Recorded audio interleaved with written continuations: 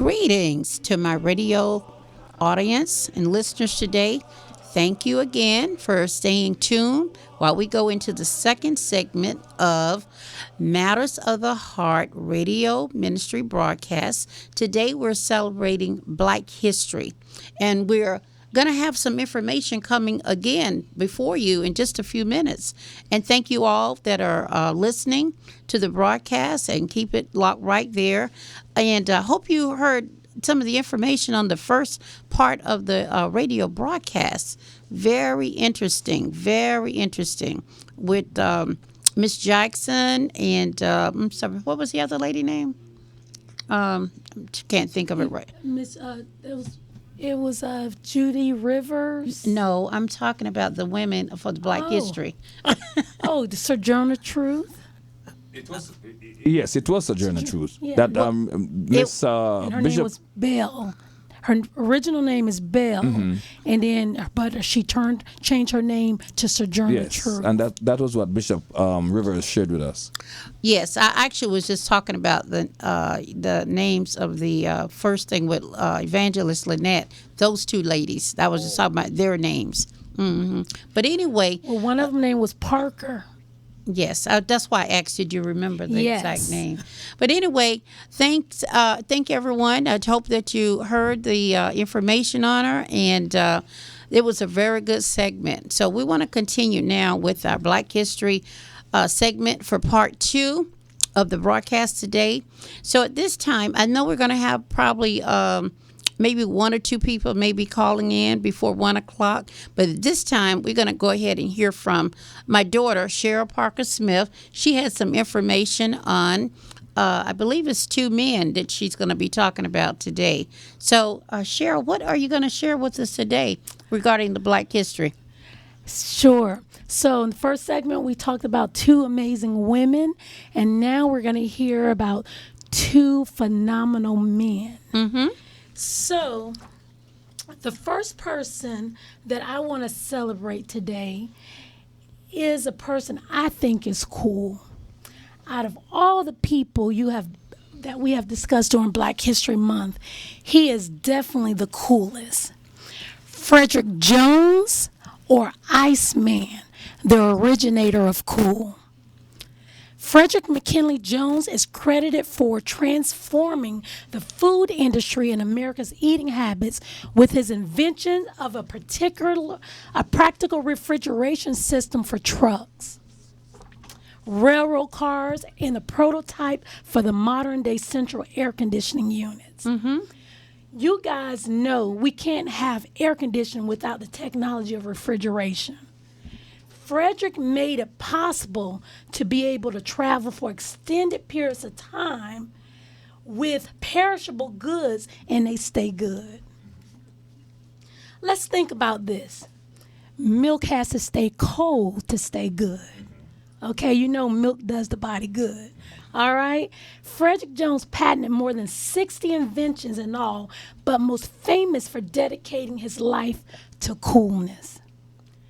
Frederick Jones was born May 17, 1893 in Cincinnati, Ohio, to an Irish-American railroad worker and an African-American mother.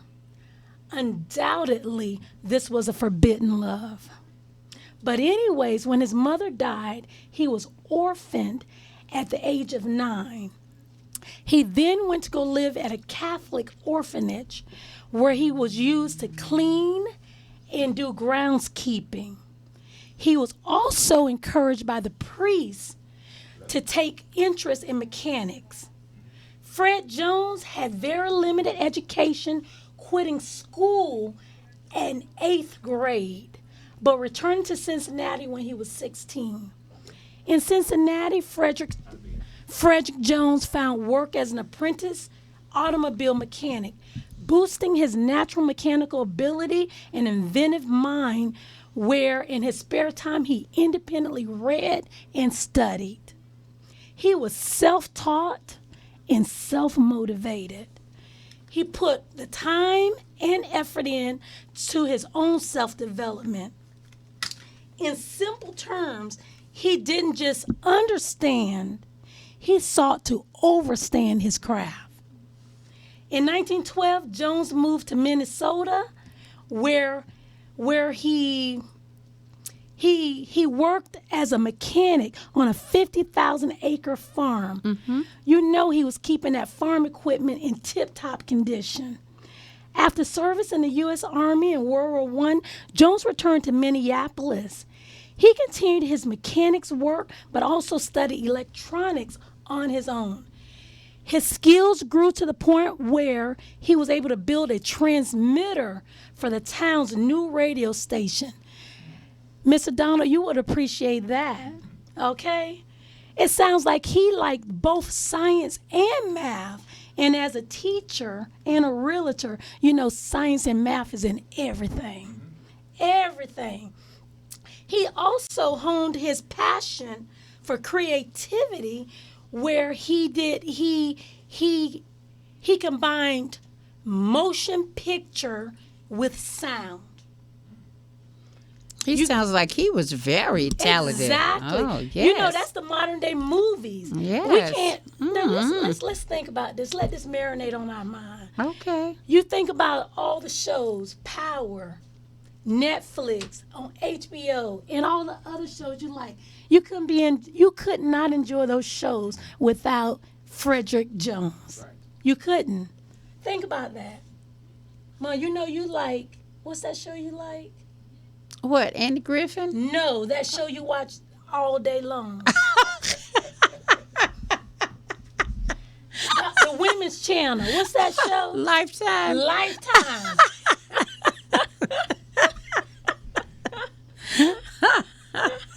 Yeah, I do love Lifetime.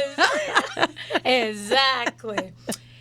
Yeah, so his skills quickly attracted attention in 1930 of a man named Joseph Numero, who had a studio.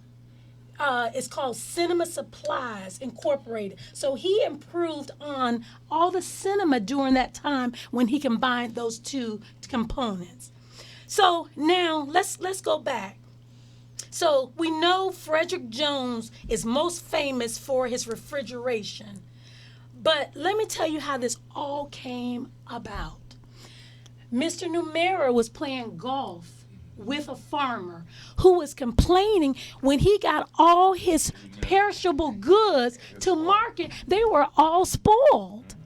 Now, Numero knew that Frederick Jones was a gifted inventor, so he went to Frederick Jones and he says, "Can you help us with this problem?" Frederick Jones put odds and ends together, just being the person that he was, and came up with a solution. Can you imagine that? Just odds and ends in his inventive, creative mind came up with a solution.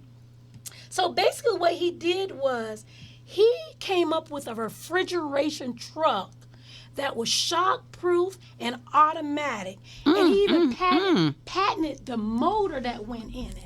Oh, my Isn't that God. amazing? Yes, it is. So, Truly, he was amazing. Amazing. Mm-hmm.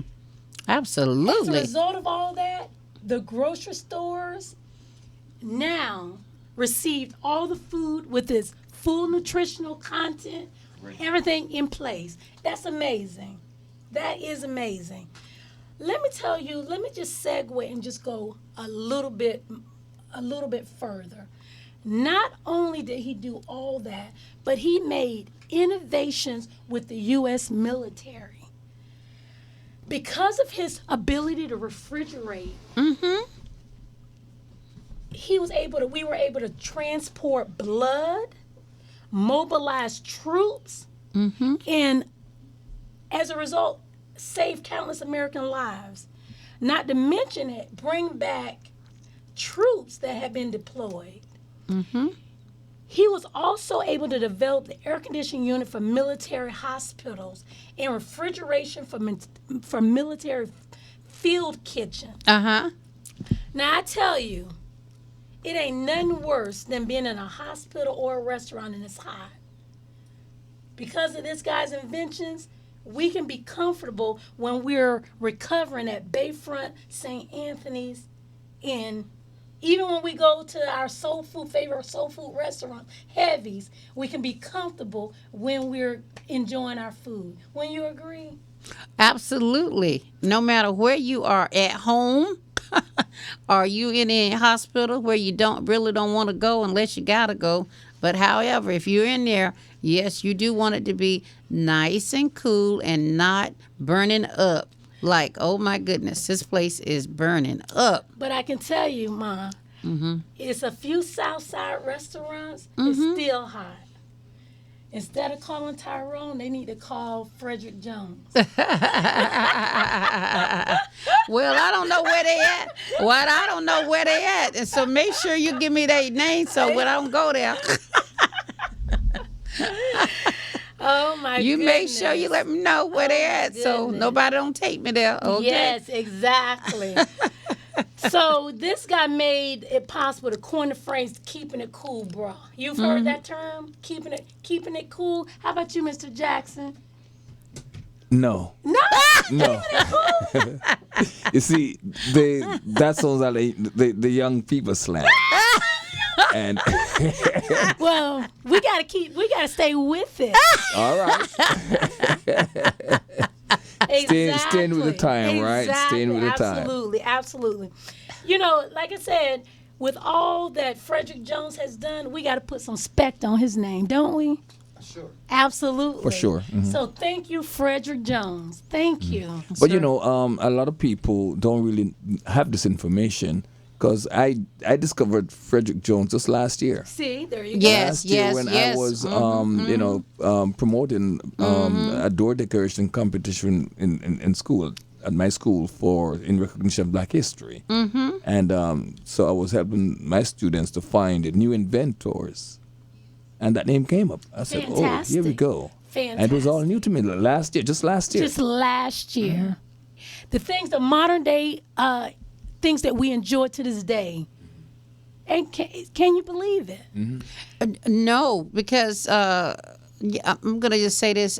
When you texted me this morning, let me know who you were going to be talking about. I was like, she said Frederick Jones. Did she mean to say Frederick Douglass? I was like, I don't know. Maybe it's because it was 4 o'clock. But the same thing too, as you mentioned that when I saw Frederick Jones, I dug a little deeper to make sure that I was not getting an error that it was not Frederick Douglass. Yeah.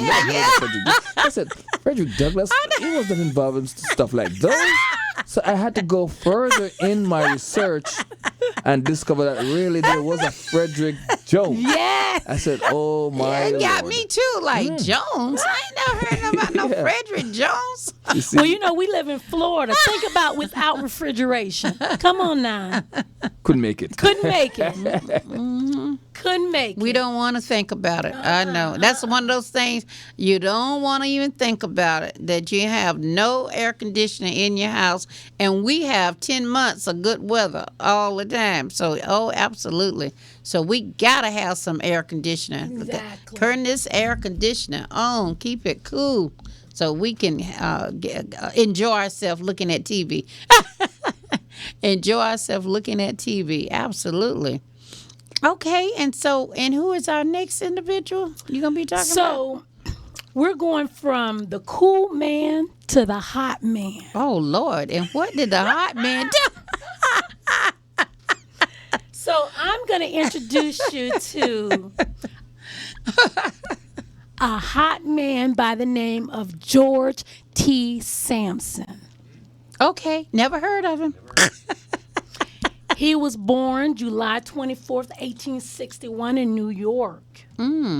George Sampson was an African-American inventor, best known for inventing the automatic clothes dryer in 1892 and receiving a Ooh, patent wonderful. for Yes. 1893. His mother was a slave washing clothes for her mistress. Now, you guys know what a mistress was back then. A mistress is someone who's like a supervisor of slaves. Is to make them work harder, longer, until the job got done. Okay. So his mother suddenly died, probably being overworked or disease or just being beaten, I'm sure. One of the three common ways to die quick.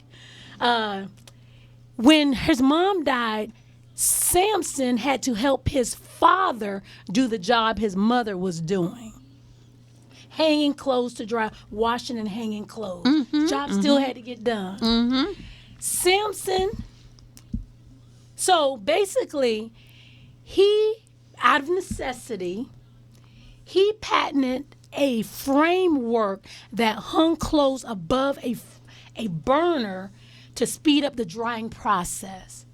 So prior to Sampson's invention, clothes dryers were invented in the form of ventilators, which were essentially barrels with holes in them. With this method, people complained that their clothes smelled like smoke or soot. Really? Yes.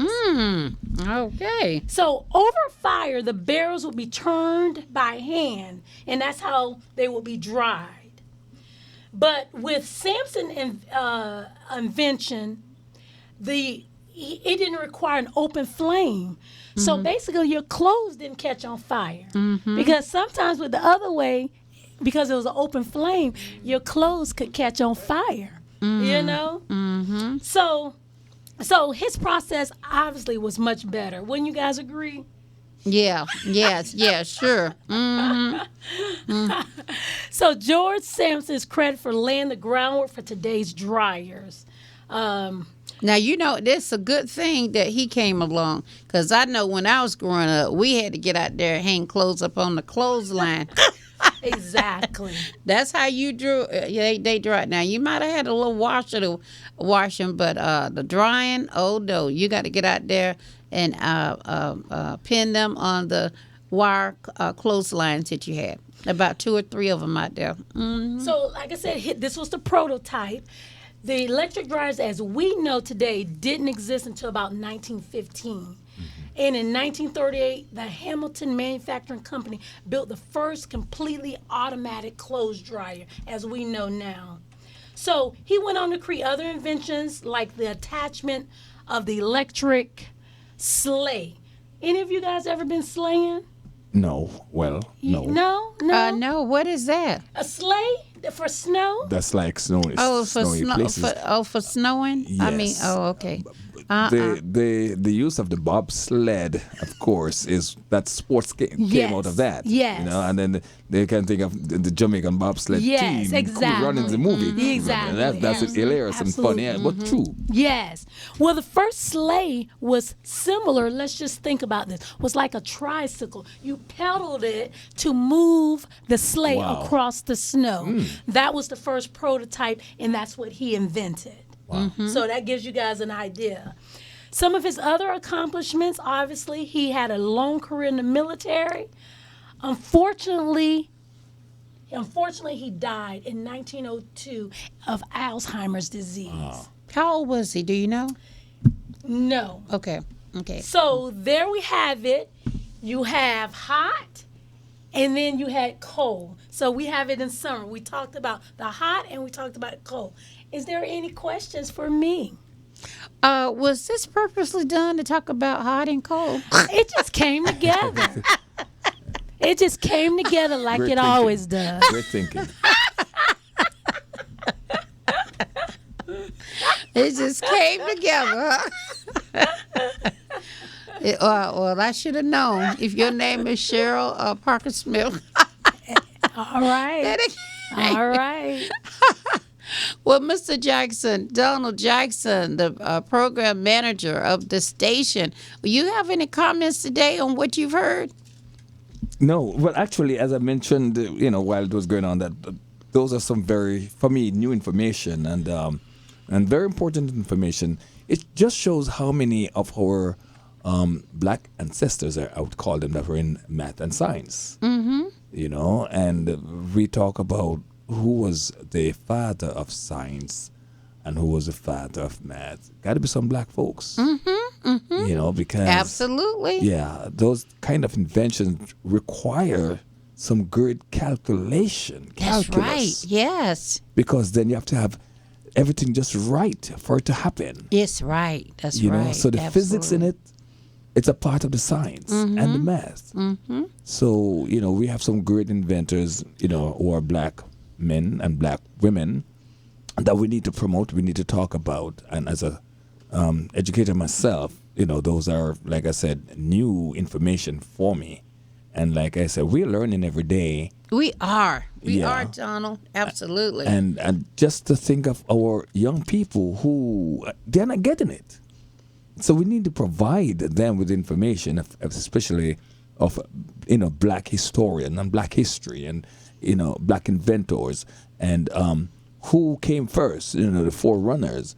Because when they look in their books, in their math book, their science book, their reading book, they're not seeing black folks. No, they're not. And what's making it even worse now is the politics is going on with critical race theory. Critical race theory. Yes, that they got out there and don't want their children to be just traumatized by knowing what their ancestors could have done way back. Let's just overlook what's happening. We don't want them to feel that they need to feel guilty for what they did. So I really just with that, I just hear that all the time, and I'm just like, oh my gosh, it's enough that they barely was even giving information on Black history a few years ago. The teacher may cover something and may not, but they really wasn't getting but a teaspoon of this, a teaspoonful of that.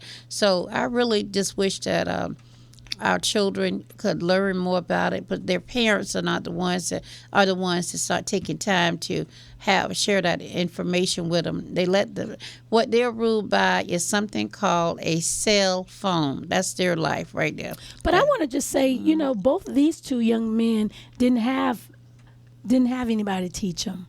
They were self-taught. They were motivated to teach, to learn, and to teach themselves what they wanted to learn. You know what I'm saying? They weren't waiting. The one, Mr. Sampson, quit school at 8th grade. I mean, but he still continued his education. So, reading, we can't get our kids to read. No, see, that's where they are. It's like, where is their mindset? Their mindset is not on things that of their history.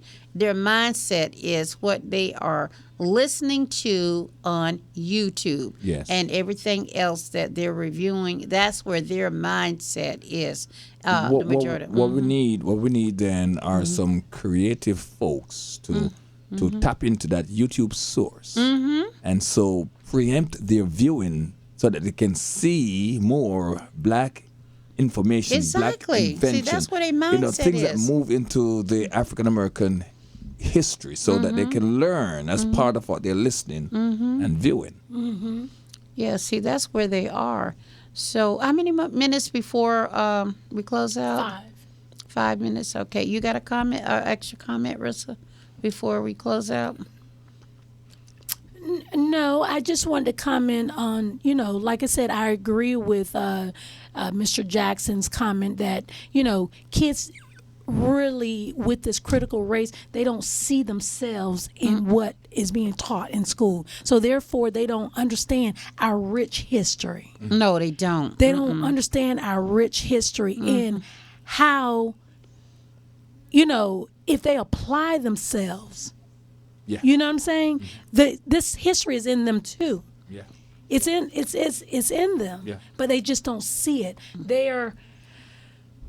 They see something else.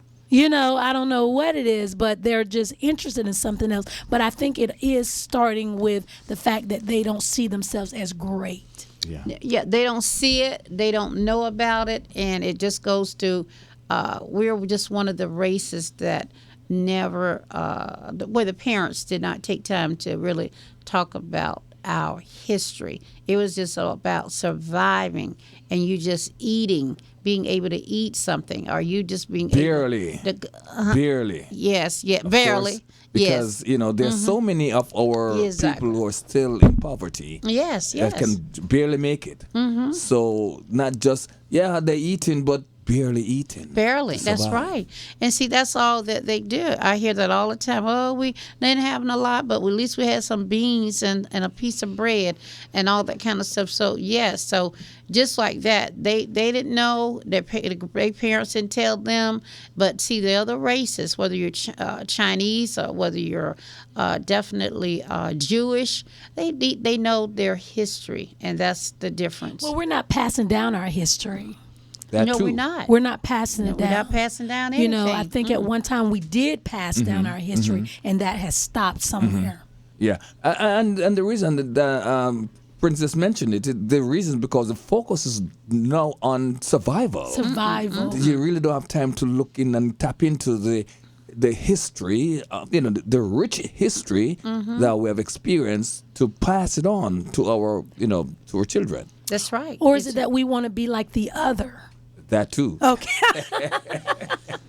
Yeah, That too. see, that says a lot. Yeah. But you just gotta really, our children just need to know how important it is because they don't think that they're worth that. If you're not of a certain color, oh, they really got it going on like that. I wish I was that or that. Or we didn't have that. We didn't have this growing up. We didn't have that. So, but anyway, want them to get to the point that they know their history. And I know in closing, Before you go closing, I would like, because this is make this be my remark, because this is something that I wanted to say too, and it's been go right ahead. it's been spinning around in my head for a while. I worked with Peggy Peterman for Yes. about 22 years Yes. doing the Black History pageant. yes, she did always was And, working on that. Yes. I ran into some of the alumni recently, and there's the question and the thinking, why won't we bring it back? And I've been thinking myself for many, many years now to do something to bring it back. And so my thinking is that pretty soon I'm going to be doing something with that. I really want to see our Black history come back so that our young people Yes. can learn more and Exposed to it. be exposed. Absolutely. And You know what? That'd be great. So we're going to have to get together on that because I am all for that. Yeah. Our children Yeah. really need to know. The Yeah. adults really need Yeah. to know too. we have the formula. We already have the formula. So all we need to do is just put it in action. That's right. That's what we got to do. And it's going to get done. Action Jackson. You just thought you'd add that on to it. Lord have mercy. Lord. This daughter, Lord bless her. Well, everyone, we have had a great time today with this radio broadcast about Black history. And I pray that you enjoy what you heard for the first 30 minutes and what you've heard for the second 30 minutes of the program. Truly, if it all works out good, we're closing the broadcast out, but we may do another broadcast, maybe if possible, by the end of the month or something, if it's available. But if it is, we'll come back with some more Black history information and go forth, because it's a pleasure of being able to share with you all of you that are listening, no matter where you are, local, national, international, or all the way down to Jamaica. We thank God for you all listening today. And again, we thank you for listening to Matters of the Heart Radio Broadcast Ministry with radio host Princess Denise Wright and my daughter today that was filling in. She came to the rescue. My co-host wasn't able to come today, just going through not feeling that well, but she'll be back soon as soon as she's feeling a little bit better. So praise God. Praise God. You all have a great weekend in the name of Jesus. Keep it and go ahead and look up some Black history information. Just Google it. Just go on the internet. It's available. All right. Be blessed. Love you all. Have a great day.